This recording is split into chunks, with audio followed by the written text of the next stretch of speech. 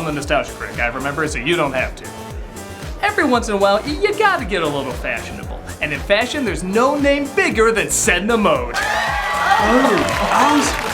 Yes, thank you, darlings, yes. Senna's been planning a nostalgic callback to movie fashion at the turn of the century, so I figure there's no better place to have that fashion show than at the studio of the Nostalgia Critic. Yes, my first design, the Keanu Matrix Reeves. Notice the long black trench coat that says, I'm a cool, angry rebel. Next, the Wesley Blade Snipes. Notice the long black trench coat that says, I'm a cool, angry rebel. Next, the Woo Sin City Willis. Notice the long black trench coat that says, I'm a cool, angry rebel. Next is the Nicholas Face-Off Cage. Notice the long black trench coat that says, I'm a cool, angry rebel.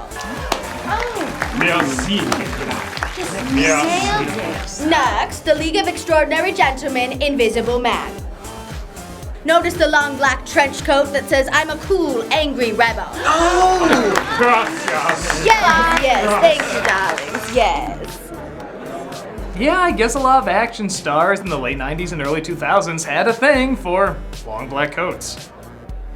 On the one hand, it kinda makes sense as they look really cool. They're cinematically pleasing, they wave beautifully in the wind, and they immediately give the impression of that dark loner who does things differently. Yeah, except when everyone else doesn't. Yeah, now this has become a major cliché, but it is a cool cliché, still making appearances here and there. But one of the last films you could argue just barely got away with it is... And finally, Kate Underworld Beckinsale. Notice the shoes. And the long black trench coat that says, I'm a cool, angry rebel. Yes! You clicked on the video, you know which one it is.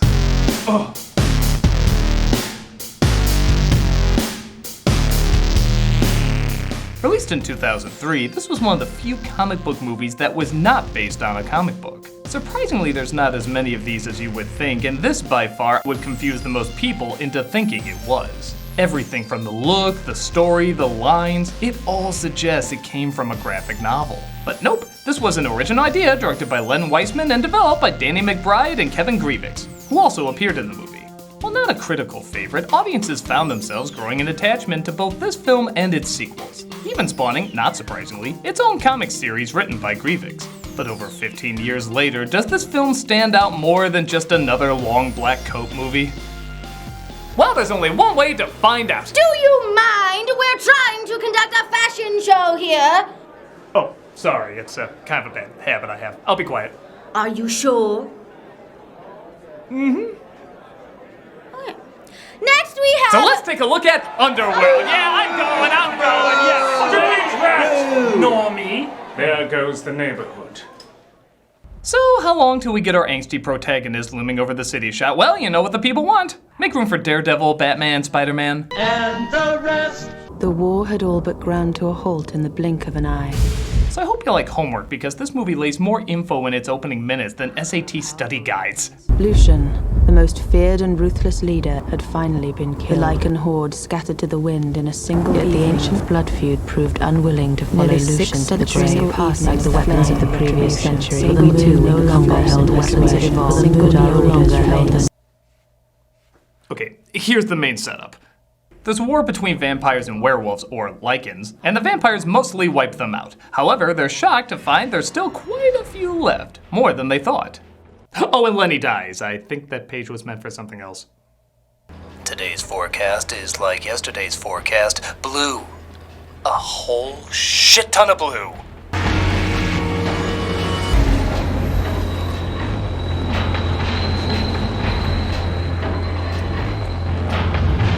Okay, so something you'll notice very quickly is even though this movie has a lot of cliches, they're the really good cliches.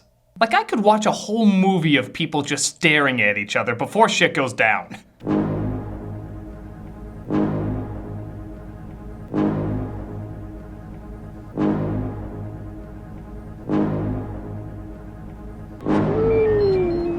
See, there's just something cool about it. A fight breaks out as a vampire named Celine, played by Kate Beckinsale, hunts down some lichens in a subway station. Hey, come on, we're matrixing down here! How come movies about amazing hunters always have them missing more things than they hit?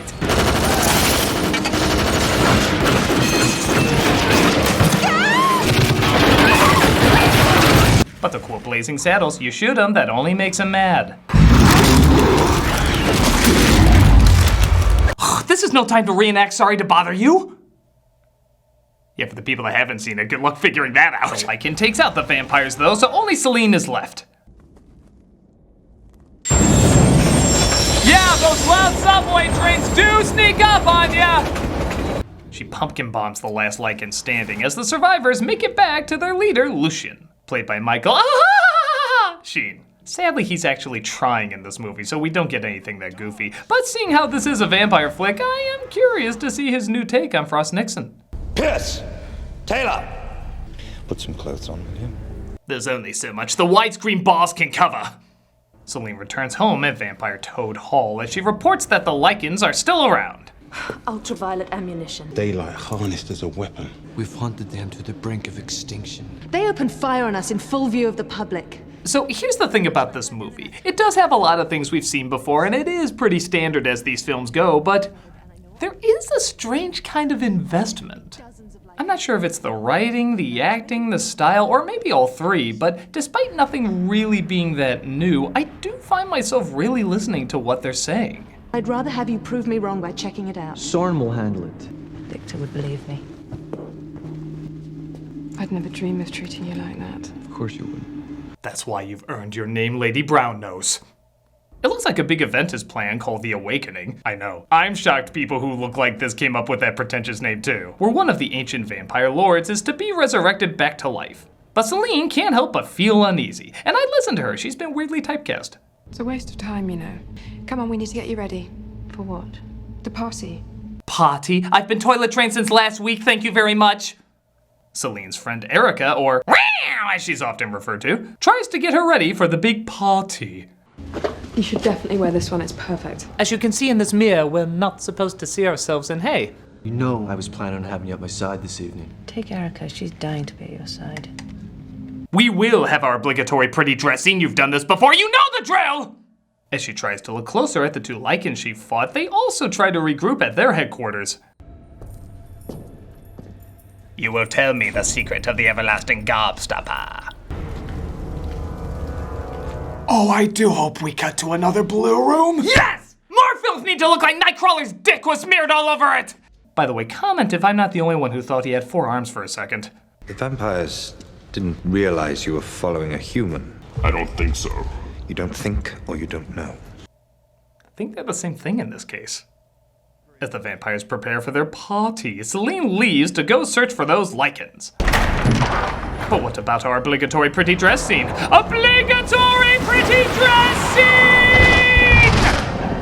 scene! She discovers they're searching for a human named Michael Corvin, who lives in this really cool dissolve shot, while the police seem to be looking for him as well. He's not in some kind of trouble, is he? Let me respond through my channeling of Owen from Planes, Trains, and Automobiles. That should answer it for you. Michael returns home to find Celine there, as well as more lichens hunting him down.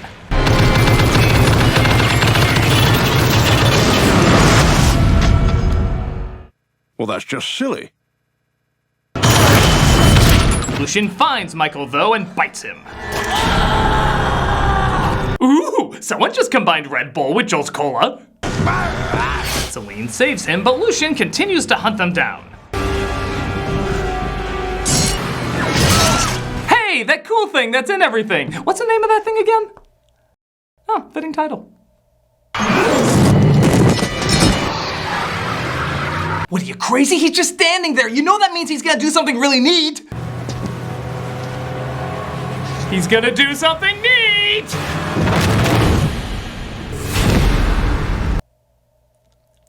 Neat, but could have been edited out.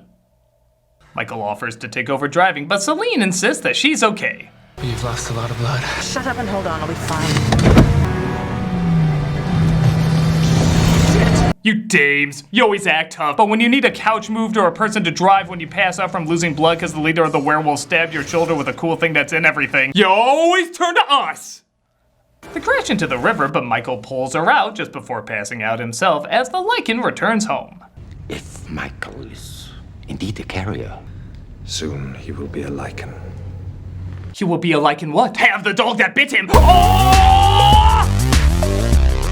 So Michael wakes up at the vampire mansion. Don't any bloodsuckers live in mobile homes? You've been unconscious for a while. Do you have any idea why those men were after you? What's that, bitch? Oh, you're totally welcome. Always love saving people from a sinking car. The rest of the vampires are not as happy, though, having a human in their home. You go against my orders and spend the night away from the shelter of the mansion with a human? I just need you to understand that Michael is somehow important to the lichen. Oh, so now it's Michael! What happened to the name I gave him? Stupid poopy dumb head. Erica gets a closer look, though, and discovers he's been bitten by a lichen. I have other cartoon cat reflexes. I can have a mallet like that. Michael escapes, just pissing off the vampires even more, so Celine prepares once again to hunt him down. Do you believe Lucian died the way they say he did? Craven been telling more stories again, eh? It's nothing but an ancient story. I know it's sexist to tell a woman to smile, but is it sexist to tell everyone to smile? I'm surprisingly invested enough in these performances and how dedicated the actors are to them, but it's a little hard to be drawn in when absolutely nobody gives a smirk, a wink, a laugh, a joke. Even if the setup has no sense of humor, you can still do something funny with that. Like the knock-knock joke from Catch Me If You Can. That's not a funny character, but he's given a funny scene, allowing us to relate to him a lot more. It's amazing how far a little scene like that can go. You want to see them die less when you have more to like about them. It's like having the Avengers without any of the scenes of them just chilling and talking. You still get the cool scenes, but something is really missing when you take those moments out. With that said, it's not really bad in any way, it's just kinda going through the motions. Like when the main lead looks up something bad that happened in the past and, oh no, may happen again! Of the scores of brave souls who entered Lucian's fortress, a single vampire survived, Craven, returning with evidence of the Lichen Master's demise. Okay, how many books actually have the ancient artifact they're talking about in the book? Look, the Legend of Arthur and the Holy Grail, complete with the Holy Grail. It doesn't work that way!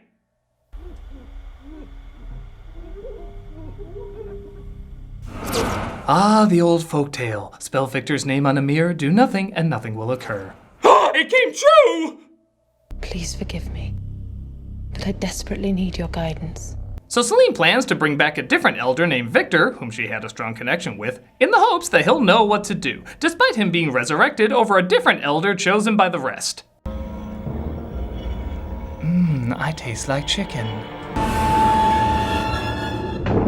To my knowledge, an awakening that's has right, never someone's been narrating attempted this. by one such as myself. I'll admit I like that it's not over-narrated like a lot of other movies that use narrations, but it does happen so rarely it kinda surprises you when it occurs. I mean, if you're gonna start an idea, don't abandon it halfway through, right? Well, perhaps you could consider Yeah, that I'm sure she agrees.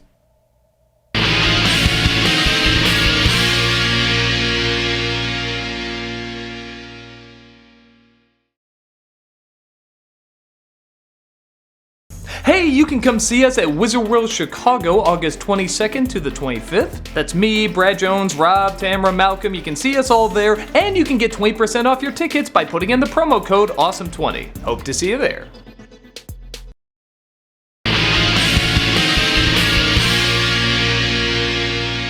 So among people walking to things, ancient stuff being looked at, and so many, many, many angry brows, I'm legit not complaining. I love all that stuff. Michael returns back to the mansion and Celine drives him away. Never come here again. They'll kill you. Do you understand? Why? Who are you people? We're Batman. What? Sorry, felt right in the moment. Meanwhile, the head of the house, Craven, discovers that Victor has been risen instead of the chosen elder. She never listens. I should have told you sooner. Told me what? That I look like a guy who constantly smells something bad. Victor rises and hates that his old person afterlife of watching CSI and Fox News has been interrupted.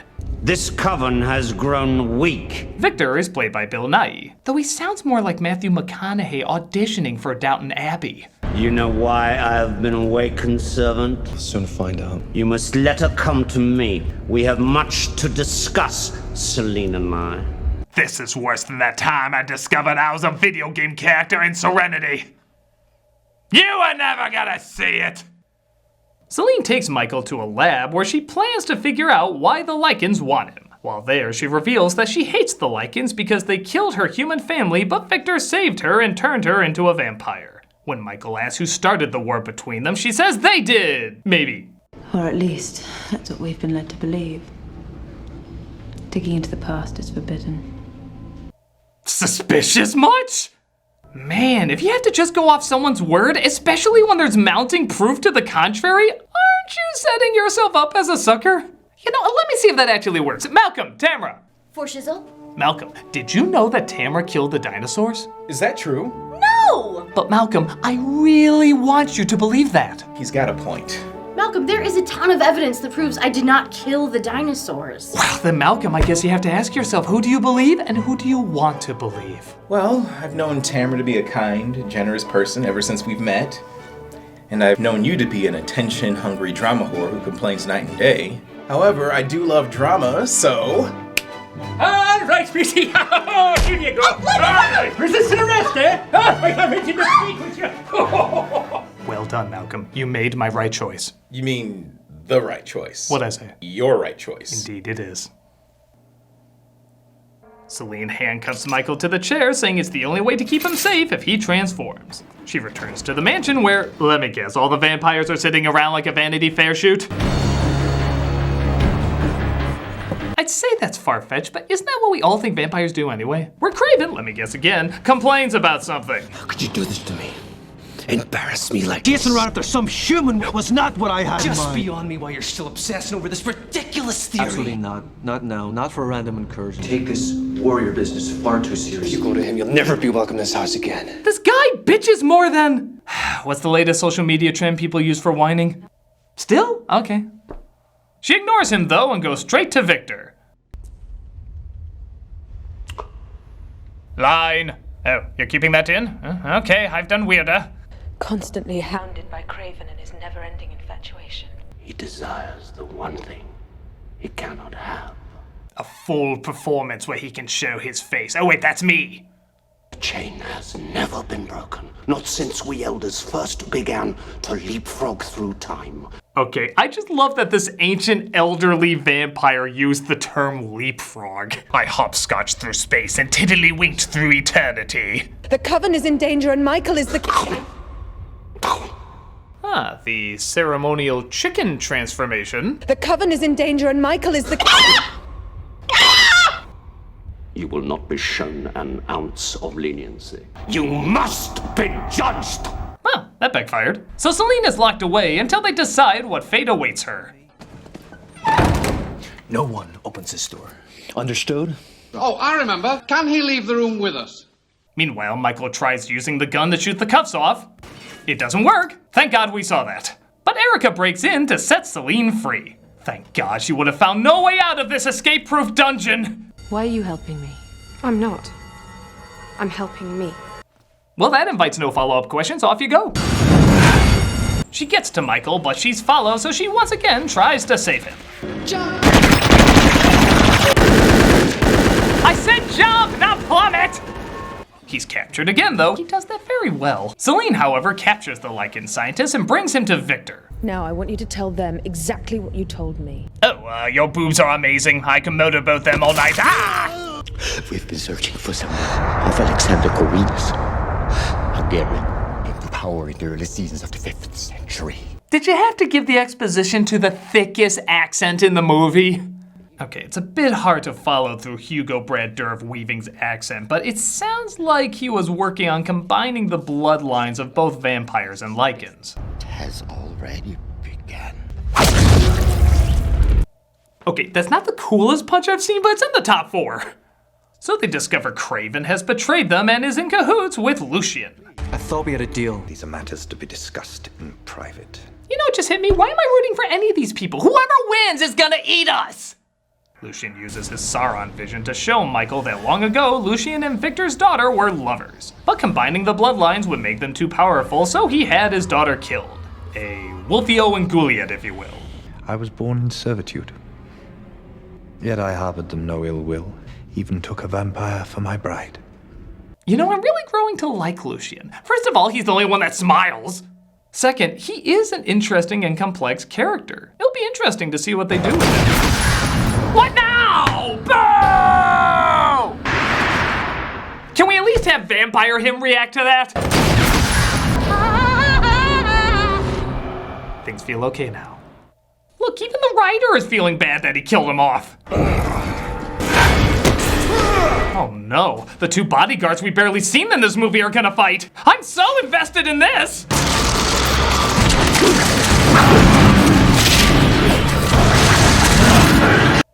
No, on second thought, this is like ordering a burger but getting a steak, but the steak is a lot better, so I'll take it. I gotta look behind me for no reason. I regret looking behind me for no reason!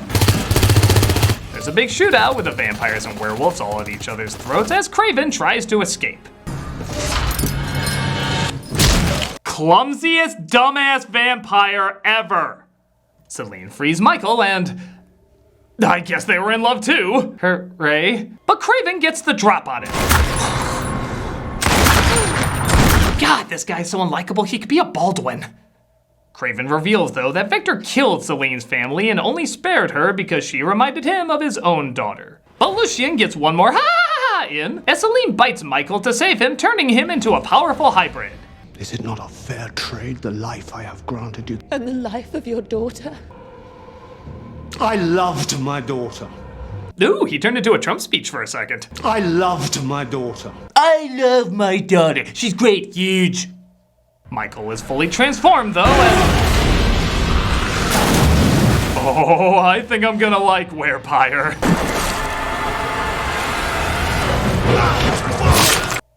Yeah, this fight's pretty awesome. There's so much gunplay in this movie that, while cool, does make you forget this is a vampire versus werewolf film. Well, here, you get a good reminder as they scratch each other, punch each other, sneer at each other, throw each other. Literally not making a dent, that's weird. But there is something bizarrely awesome about seeing an aging, fanged Davy Jones deliver hooks to Ben from Felicity doing his impression of Thriller. I am not dissatisfied. Time to die. Why is that such a popular phrase in movies? It's not a good line. It's like someone saying, I want you to be dead now, and everyone else going like, whoa, we gotta use that. Celine grabs a sword though, and per YouTube's constantly changing monetization rules, I have no idea if I can show you what she does to him, so here's a dramatic reenactment. It's pretty cool. Celine and Michael run off, knowing they're gonna be hunted by both sides as the next vampire elder is raised, and it seems the world of vampires and werewolves has been changed forever. And a good way this time. And that was Underworld, a standard but surprisingly kind of interesting flick. On the one hand, I can see why critics didn't like it. It is slow and could have used a lot more relatability and uniqueness, but I can also see why audiences liked it, because it is a very complex and engaging story. It's nice to see a movie that says screw the humans, let's just keep it focused on the monsters and their problems. The rules of this world are kind of cool, and it's neat to hear how and why they want to keep those rules the way they are. I do wish there was a little more personality in the dialogue these characters say, but at the same time, they're all acted pretty well and seem invested enough that it gets me invested too. It's kind of like what Gene Siskel said about Tom Cruise in Mission Impossible. He said, I have no idea what he wants, but he wants it so badly, I want him to get it. It's the same thing here. It's not amazing or anything, but I did want to know what was gonna happen and want to know even more about how this world works. I don't think it's for everyone, but I had a decent enough time watching it. Fly on in and take a bite for yourself. So I guess it is more than just a run-of-the-mill long black coat movie. Hey, speaking of which, how's that fashion show doing? Yes, thank you for coming to my show, darling. Whoa! That airplane just crashed and its engine is still on! Let's go save the day. No, cults are like caves, they always get stuck in... That's not good for anyone. I'm the Nostalgia Critic, and if fashion breeds impracticality breeds messiness.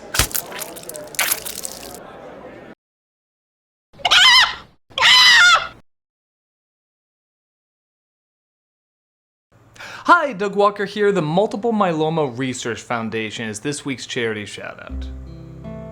Multiple myeloma is a type of blood cancer that affects plasma cells. They accumulate in the bone marrow, crowding out the normal plasma cells that help fight infection. This foundation's model is to use precision medicine, which helps every patient get the right amount of treatment based on their specific information. It's built on 3 pillars: the data bank, which generates and aggregates vital information about the disease, patients, and treatment; the learning network, which takes world-leading scientists to utilize that information to guide their research; and the clinic, which takes the information and feeds it back to the data bank, improving the precision of treatment with each cycle. The result is accelerated discovery and better, more targeted treatments for people living with this disease. Check out the link and see how you can support these people making great breakthroughs to take down a terrible illness.